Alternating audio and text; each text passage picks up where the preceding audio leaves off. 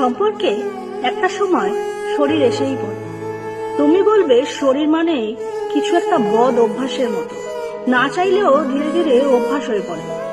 ভাতের হাঁড়িতে জল কম দিয়ে দেখেছো কখনো? নিচের ভাতটা শক্ত হয়ে জমাট বাঁধে, পুড়েও যায় খানিকটা। এখন জল দিয়ে আবার ভাতটাকে সেদ্ধ করলে সেই ভাতটা আর আগের মতো থাকে না, মুখে দিলে কেমন কাকড়ের মতো মনে হয়। অথচ দেখো, একটু জলের অভাব ওকে কেমন সবার থেকে আলাদা করে রাখলো। কেউ কেউ ভীষণ শরীর খোঁজে, তবে সবার মধ্যে খারাপ অনুভূতি থাকে না। আমি সবাইকেই বলি, শরীরে হাত রাখলে তাকে যত্ন করতে হয়, আদর করার পর শরীরটা আবার ঢেকে দিতে হয়, নইলে যত্নের অভাব ওর চিন্তা রুক্ষ হয়ে পড়ে।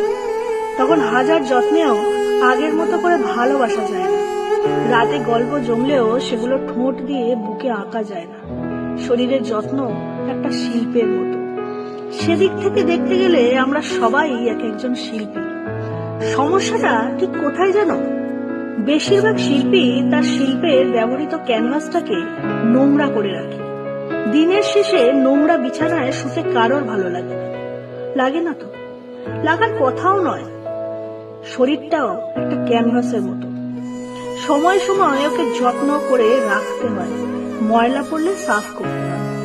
দেখো, শরীর থাকলে ভুল ত্রুটি থাকবে, তবে সত্যিকারের ভালোবাসা তাকে আড়াল করে রাখবে। নিজেও সেই ত্রুটিগুলোকেই ভালোবাসবে। যে মানুষ তোমার শারীরিক ত্রুটিগুলোকে ভালোবেসেছে সে অবশ্যই তোমাকে ভালোবেসেছে, তবে তোমাকে সেটা বুঝতে হবে কোন মানুষটা ঠিক কিভাবে তোমার ভাবনা চিন্তার মধ্যে আঁকড়ে রাখছে। একটু মন দিয়ে ভেবে দেখো। ঠিক বললাম কি কথা?